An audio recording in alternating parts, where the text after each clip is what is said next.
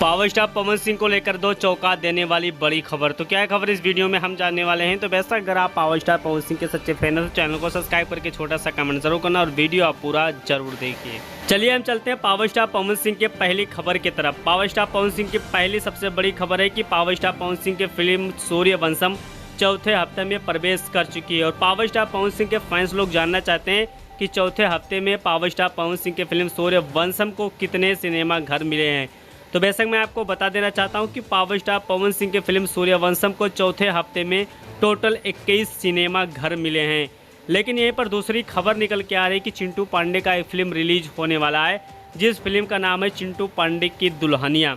इस फिल्म को लेकर चिंटू पांडे कई जगह इंटरव्यू दिए हैं, साथ में उनके पिताजी आर राजकुमार पांडे भी कई जगह इंटरव्यू दिए हैं।